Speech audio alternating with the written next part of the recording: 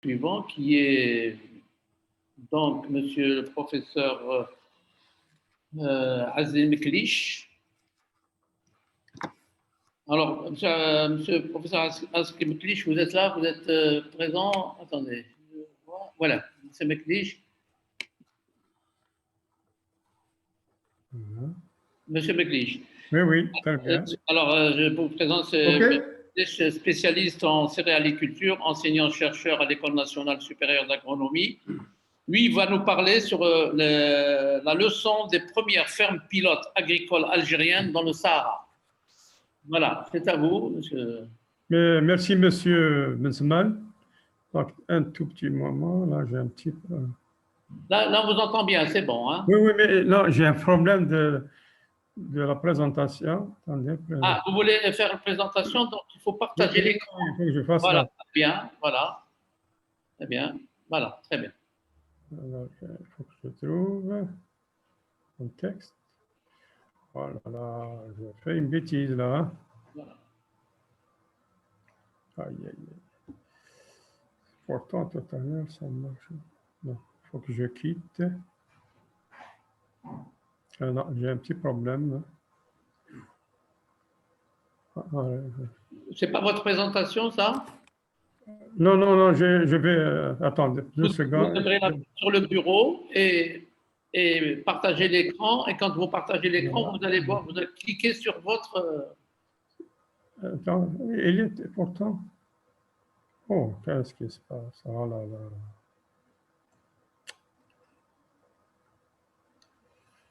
Voilà, c'est ça. Il faut tout d'abord ouvrir la présentation. Oui, oui, c'est ouvert justement, c'est ça. Ah là là. Il faut l'ouvrir, effectivement. Oui, oui, c'est ça. Oui, c'est ça. Voilà, je reviens Zoom. Comment ça se fait? Ah, où est-ce qu'il y a les présentations? Oui, pourtant, tout à l'heure, j'ai fait son problème de présentation. Oh là là. Ah, je m'excuse là parce que là... C'est les aléas du direct. Non, tout à l'heure, ça a très bien marché. Et voilà, elle est là, la présentation. Voilà. Et c'est pas ça qui passe. C'est ça qui va présenter. Alors, je rappelle... Vous voyez cliquez pour... Vous voyez ça? Non, mais il faut en bas, vous avez un petit carré vert, vous partagez l'écran. Sinon, on ne voit pas. Vous appuyez sur partager l'écran. Oui, oui, voilà. Attends, oui, oui, je comprends. Alors, voilà. Hein? C'est vous qui allez partager l'écran. Donc, voilà, oui, oui. Alors, là, normalement, ça devrait aller. C'est bon. Alors, partagez l'écran. Partagez en bas. Cliquez sur le petit onglet vert. Ça marqué partager l'écran. Oui. Vous n'avez pas vu? C'est ici, là, partager l'écran. Écran partagé, ça y est. Donc, je choisis. Appuyez 2 fois, cliquez 2 fois. Voilà, bon, voilà maintenant. Voilà, très bien. Vous voyez? Voilà, très bien. Eh bien, voilà. Très bien. 2 secondes, parce que là, c'est bon, je vais commencer. Donc, à vous. Oui, oui. Je m'excuse, donc voilà, je suis Meklich, enseignant à l'École nationale d'agronomie. Je vais vous parler de la leçon des premières fermes pilotes agricoles algériennes dans le Sahara. Au début, j'ai prévu de parler uniquement des fermes pilotes c'est bon, le sang de Gassetoui. Très bien. Et là, j'ai ajouté un exemple qui complète le premier, c'est-à-dire pour bien comprendre les problèmes dans la grande agriculture saharienne. La grande agriculture, donc par pivot, j'ai cité 2 exemples, les fermes pilotes d'État et l'agriculteur privé qui a débuté à peu près en même temps. Donc, les fermes pilotes ont été créées en 1987, clés en main par une société américaine. Très brièvement, nous avons, si vous voulez, 2040 hectares pour les 2 fermes de 20 pivots de 52 hectares. Et on a une ferme de Faïtibag, donc 1020 hectares, et Gassetoui, la même surface, et on voit des débits moyens de 1000 litres seconde Et dans le sud, on sait qu'il faut 1 litre seconde par hectare. Donc, la base vie est très confortable. Donc, les gens qui étaient là-bas étaient heureux de vivre, de travailler. Et surtout, ce qui nous frappe lorsqu'on visite l'exploitation, c'est qu'il y avait un matériel agricole adéquat. Moi, je vais citer uniquement la puissance de traction qui est très importante. Largeur de travail aussi, très importante. Pour la moissonneuse-batteur, par exemple, c'est 8 mètres par la barre de coupe, 8 mètres de large, alors que nos moissonneuses-batteuses actuelles, c'est 3-4 mètres. Et surtout, ce qui est indispensable dans l'agriculture, dans ce qu'on veut créer, investir dans le sud, il faut un atelier de maintenance sur une grande surface et bien équipé. Et je peux aussi témoigner que l'encadrement de l'époque était compétent, engagé et volontaire. Alors, il faut. Voyons, donc, nous avons des conditions réunies pour réussir. Mais voyons aussi les conditions naturelles. Ici, le climat, ici, au sud, c'est la température qui est le facteur déterminant. On voit que de décembre à mai, pendant la période du cycle de développement de la culture de blé, les conditions sont extraordinaires, sont très favorables. C'est presque, c'est comme le nord, ce n'est pas mieux.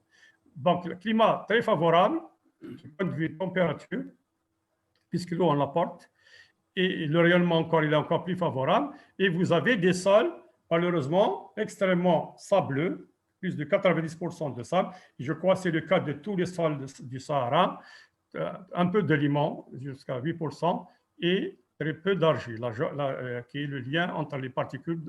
Malheureusement, il y a très peu d'argile, ce qui nous donne un sol extrêmement perméable et avec une capacité de rétention d'eau très faible, et ce qui implique une gestion extrêmement méticuleuse de la fertilisation et de l'irrigation.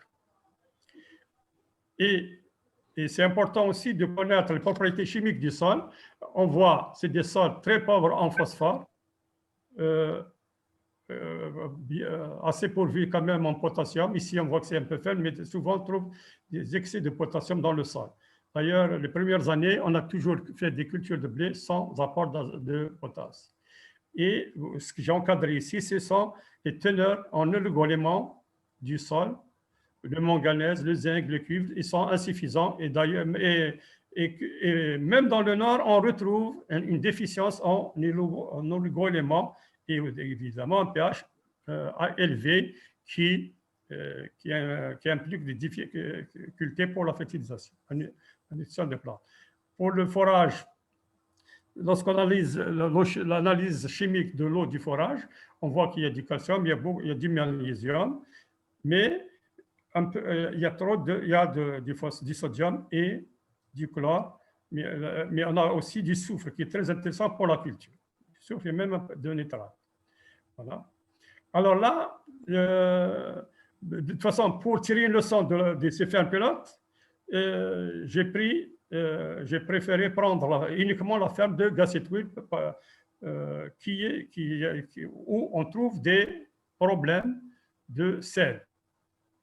Donc, on a fait des forages albiens, donc ça descend jusqu'à 1200 mètres de profondeur, et vous avez le premier forage, 3,2 grammes par litre de sel qui est intéressant, mais les trois autres, c'est plus de 5 grammes par litre, ce qui fait qu'on ne peut pas faire des cultures, du moins le blé, avec cette concentration de sel. Et puis les forages du Myoplycène, ils ont une teneur quand même assez intéressante pour les grandes cultures.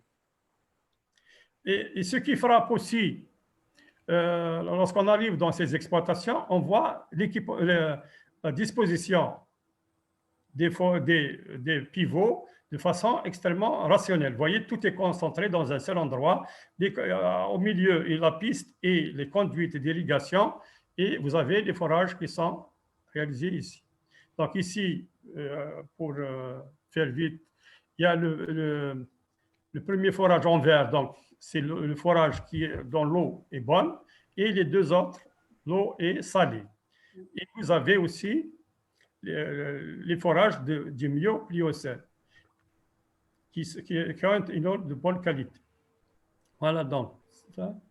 Et maintenant, pour essayer d'expliquer un peu, pour comprendre ce qui s'est passé, je suis obligé d'insister un peu sur l'évolution des rendements. Il s'agit du blé tendre dans la ferme de Gassetoué.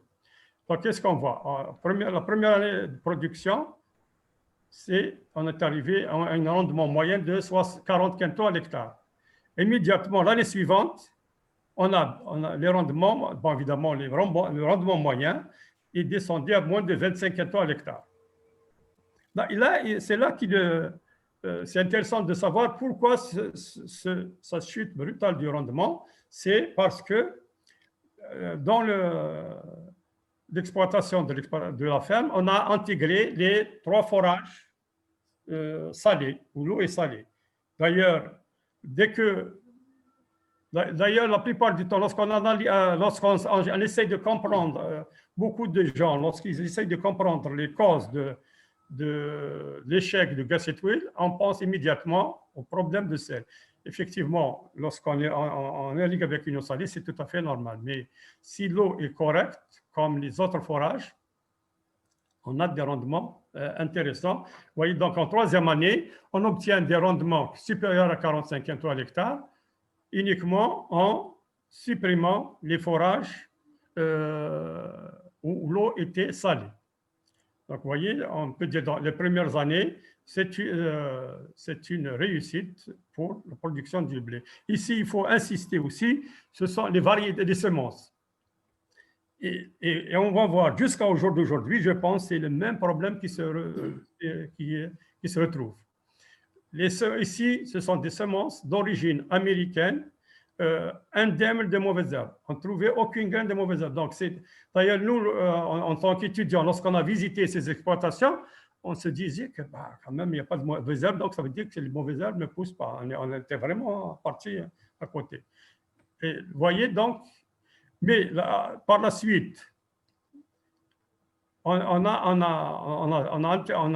a supprimé les variétés des semences américaines, on les a supprimées et on a pensé qu'il fallait produire des semences de blé pour le nord. Donc on a ramené les semences du nord vers Gassetoué et vers Faït-el-Bagel. On a ramené, malheureusement, ce n'est pas les variétés de blé qui étaient mauvaises, qui n'avaient pas un bon potentiel, plutôt les semences étaient pleines de graines de mauvaises herbes. Dès la première année, on a une chute importante du rendement. Et par la suite, évidemment, on descend, c'est une descente aux enfers, parce que la première année, vous avez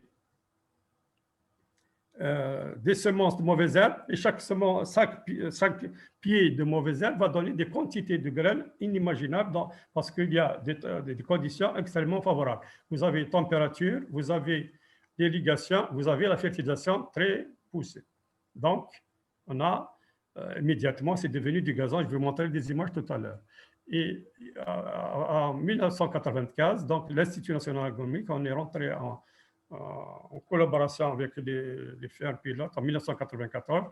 Donc, les premières étudiantes qui ont été là-bas, on a la première des choses, bon, on a regardé ce qui se passe au niveau des mauvaises herbes. Regardez, c'est des chiffres inimaginables. On trouve jusqu'à 20 000 pieds de brome par mètre carré de brome dans les zones où le brome est dominant, et 86 000 pieds de phalaris. C'est énorme, ça dépasse tout entendement. On ne pouvait même pas imaginer qu'on pouvait se trouver dans cette situation. Voilà. Donc, et c'est ça la cause principale de la chute des rendements. Et je vais vous montrer 2 images aussi de mauvaises herbes. Regardez ici, ça c'est le fameux brome. Le brome qui n'existait pas lorsqu'on était étudiant. Donc, dans les années 73, nous, on cherchait à la loupe dans le nord pour trouver un pied de brome. Et maintenant, après, quelques années après, tout le nord d'Algérie était envahi par le brome et le sud. Et c'est une plante qui n'avait pas d'herbicide sélectif à l'époque et qui a un développement une concurrence énorme. Dès qu'il s'installe dans votre champ, vous pouvez dire adieu à la culture du blé. Pour vous montrer un autre exemple, pour montrer que les mauvaises herbes, ça c'est une espèce banale, chrysanthème, mais si vous ne déshervez pas à temps, regardez, il n'y a aucun grain de blé qui puisse être, on ne peut rien produire. Voilà. Et là, je voudrais aussi montrer, là ce n'est pas une photo prise au niveau de Gussettville, mais c'est une ferme qui n'était pas loin. Et regardez lorsque on ne réussit pas son désherbage. Déjà, cette année-là, il n'y a aucune production. Et à Gussettville, c'était pire que ça. Donc voilà, ça explique que une simple négligence, une simple erreur humaine des semences, on n'a pas traité les semences, on n'a pas utilisé les semences comme il se doit, on a pénalisé énormément l'agriculture saharienne.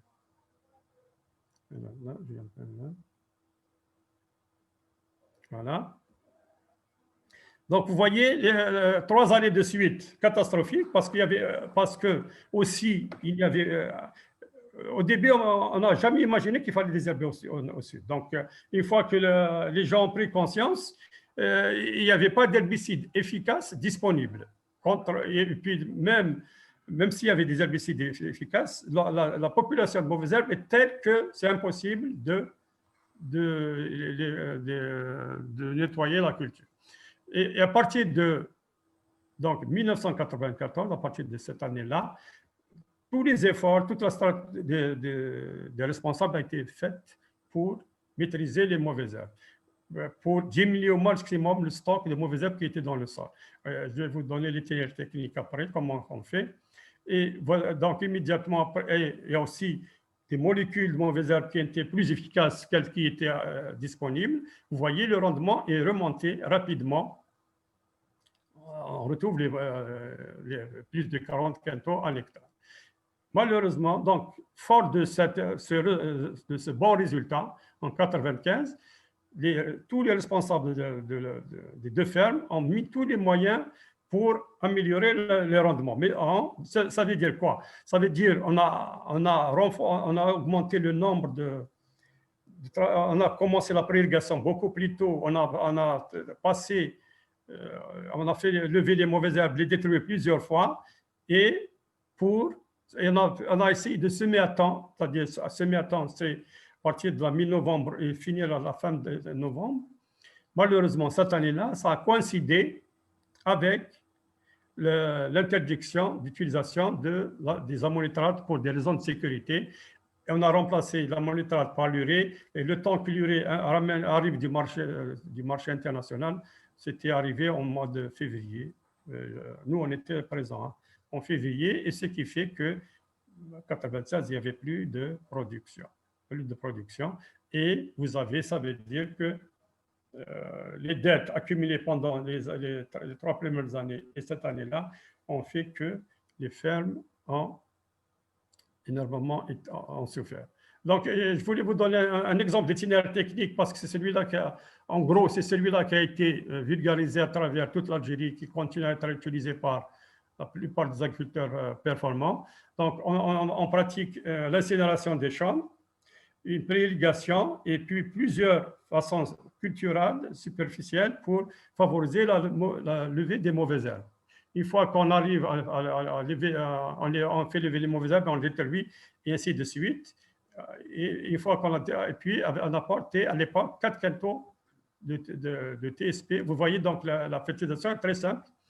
On a apporté 4 quintaux de TSP à l'hectare et voilà. Et puis, on pratiquait obligatoirement un désherbage total juste avant de semer. C'est-à-dire, on s'est rendu compte qu'il ne fallait pas perturber le sol par un travail du sol superficiel. Donc, on détruit les mauvaises herbes par l'herbicide et on sème dans ce champ de mauvaises herbes détruit par l'herbicide avec les doses préconisées à l'époque très élevées, 2,5 quintaux par hectare. Et un soin particulier doit être apporté à la fertilisation azotée puisque c'est fait par pivot. Voici à peu près comment pratiquer la fertilisation azotée, tout en faisant, comme c'est apporté par pivot, on arrivait à dissoudre à peu près, on arrivait à apporter 3 à 4 unités par jour. Ce qui fait, il faut irriguer tous les jours, même si ce n'était pas nécessaire. L'irrigation, ça c'est très intéressant pour les gens qui veulent voir, par exemple. Là, c'est les chiffres réels utilisés parce qu'il y a chaque fois, au niveau de chaque pivot, il y a des compteurs. On sait la quantité d'eau utilisée. Et voilà à peu près. On a les 3 premiers mois, il n'y a pas suffisant, on peut dire que c'est raisonnable. À partir de mars, on arrive presque à 200 mm par mois, et avril, c'est près de 350 mm. Ce qui fait qu'on arrive à 800 mm pour une production d'une culture de blé dans la région. Voilà. Donc, rapidement, quelle est la chose la plus importante à retenir? Bon, malheureusement, les 2 fermes ont été abandonnées parce que là, il y a des positions politiques, des positions administratives, il y a énormément de choses dont on peut parler, bien que peut-être beaucoup d'entre vous connaissent le projet de Gacetul. Les objectifs étaient vraiment ambitieux.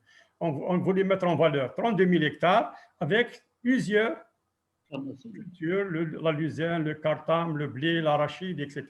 Même la betterave sucrière, ce dont je doute fort pour la betterave sucrière. Voilà, donc, à mon avis, ces fermes ont été abandonnées parce qu'on les a jugées comme étant des fermes, pas des fermes expérimentales, dont les résultats sont très utiles pour l'avenir de l'agriculture saharienne, c'est-à-dire la grande agriculture, pas l'agriculture oisienne. Et aussi l'erreur qui a été commise, qui continue à être commise par l'État algérien jusqu'à aujourd'hui, c'est l'absence totale de l'intégration de l'université algérienne. L'université algérienne, elle évolue dans ces deux mondes parallèles. Il y a l'université et il y a le monde économique. Et là, à ma connaissance, aucun pays n'a pu se développer sans la participation de l'université. Peut-être un point positif. Ce qui est intéressant aussi à signaler, c'est qu'en même temps, ces fermes pilotes d'État étaient gérées dans les conditions dont nous avons parlé, il y avait d'autres agriculteurs qui sont lancés en même temps et qui suivaient de près les techniques de ces fermes. Et je vais vous citer donc un exemple très rapidement parce que le temps. Oui, le temps qui commence à. Oui, qui commence à aller vite, oui, justement, c'est ça. C'est prévu avec les retards. Oui, c'est très, très rapide, mais sans ça, ça sera difficile de bien comprendre ce qui s'est passé à Gacetul. Donc, ici, c'est la ferme de Mnam Souhdjal. On regarde l'évolution des rendements. Moi, je me suis arrêté en 2013, mais je sais ce qui se passe jusqu'à aujourd'hui. Vous voyez, la première année, un rendement acceptable, 40 quintaux à l'hectare. Et puis, une chute, une diminution, et cette diminution est due uniquement au problème de mauvaises herbes. Pas de problème de fertilisation, pas de problème, c'est problème de mauvaises herbes. La fertilisation est toujours la même. Regardez comment la descente, donc de 40 cantons, on est descendu rapidement à 10 cantons et moins. Donc, c'est déjà, ici, l'agriculteur est déficitaire. D'ailleurs, il allait abandonner la production des céréales. Heureusement, donc ici, vous regardez l'exemple. Ici, donc à partir de là, il y a l'Institut national qui est l'Institut national agronomique qui a été sollicité par l'agriculteur pour, comment on appelle ça, pour voir ce qu'il fallait faire. Donc, la condition que l'ENA participe, c'est de recruter un ingénieur agronome encadré, donc formé à l'école et encadré sur place par une équipe aussi d'enseignants. Et regardez, le rendement a toujours augmenté. Maintenant, l'exploitation, 30 ans après, lorsqu'on parle de durabilité, 30 ans après, bon, les rendements sont toujours, à peu près, se situent toujours de 50 et plus au niveau des céréales. Et maintenant aussi, depuis quelques années, on a introduit toujours deux espèces, c'est-à-dire dans la même année, on fait blé, pomme de terre. La pomme de terre nettoie le sol et on améliore les rendements du blé. Alors, donc, je vais aller très vite. Regardez les conditions de sol, pourtant, sont catastrophiques. La première fois que j'ai vu ça, je me dis que c'est de la folie. C'est des sols caillouteux. Regardez, par exemple, voilà, c'est un sol, c'est un pivot. C'est le sol irrigué. Donc, c'est une dalle rocheuse qui couvre tout le pivot. Tout l'ensemble, et le sol, au fur et à mesure, avec le temps, le sol va être constitué par le sable qui est apporté par le vent, et on obtient un sol extrêmement intéressant, et surtout pour la dalle va servir d'obstacle pour l'infiltration de l'eau. Voilà. Et regardez la qualité des semences. Ici, c'est une photo prise directement dans la trémie du semoir. Aucune graine de mauvaise herbe. Et c'est la seule condition pour réussir l'agriculture. Bon, il y a ça. Il y a, bon, aussi, nous avons introduit le semi-direct. Voilà, donc ici, les graines sont ici, vous allez voir. Semi-direct, donc rapidité d'exécution, uniformité de profondeur de semis. Voilà, ici, donc là, c'est un pivot d'orge, de sorgho fourragé récolté jusqu'à la fin octobre. Et puis, on a fait 2 récoltes par an. Et malheureusement, les premières années, parce que moi, j'ai eu la chance d'être dans le sud depuis 1993, les premières années, c'est très rare de trouver un pivot qui fonctionne avec la pression de service demandée par le fabricant et le débit qui convient. Voilà, donc voilà. Et je vous montre l'organisation des chantiers. Évidemment, on doit semer même la nuit, c'est là pour réussir, parce que la période de semis est courte. Et bon, pour ceux qui connaissent, là, c'est lorsque le semis, la profondeur de semis est fondamentale dans le Sahara. Il faut semer en surface. Les Américains, dans leurs documents, ils ont laissé 1,33 mm. Vous voyez la précision. Et avec le semoir de semi-direct, on arrive à maîtriser la profondeur de semis. Regardez la vigueur du coléoptile parce que c'est resté en surface. Et voilà, donc parcelle précédent, sorgho fourragé, donc très propre. Voilà l'uniformité de la levée. C'est la même parcelle quelques mois au talage. Regardez la levée impeccable, très propre. Et là, je ne vous cache pas, pendant quelques années, on était obligé de brûler tout le pivot parce qu'il était envahi par le brome. La culture donc 50 hectares, 100 hectares brûlés à 100%, pas un grain de blé, mais avec le suivi des techniques, la présence d'ingénieurs permanents, on est arrivé à, voici donc au stade de débutalage la parcelle de blé, levée homogène, développement homogène, et on obtient des parcelles après extrêmement propres. Regardez, voilà. Ça, c'est uniquement pour vous montrer.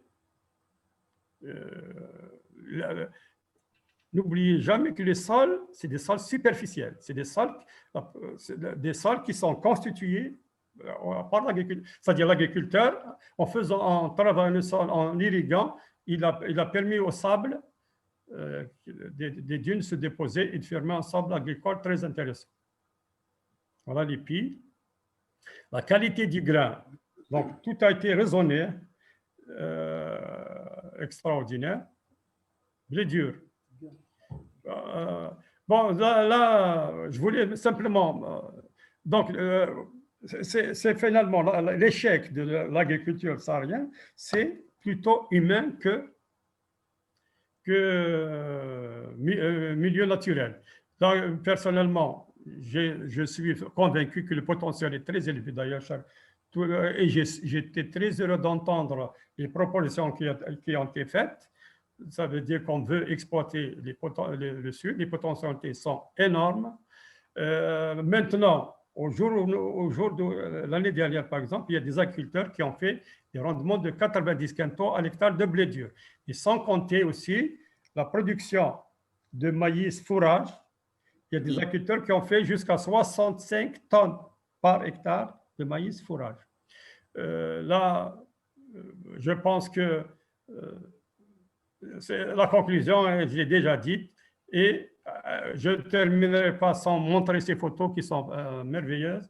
La pomme de terre, un champ de pommes de terre, et un plant de pommes de terre, pour ceux qui connaissent, voyez la tige, le diamètre de la tige. Lorsque vous avez une tige de cette façon, ça veut dire que vous allez avoir énormément de pommes de terre, de tubercules. Voilà, c'est des parcelles dans les sols caillouteux à l'origine, et c'est surtout le sable apporté qui a permis d'obtenir ces résultats. Voilà.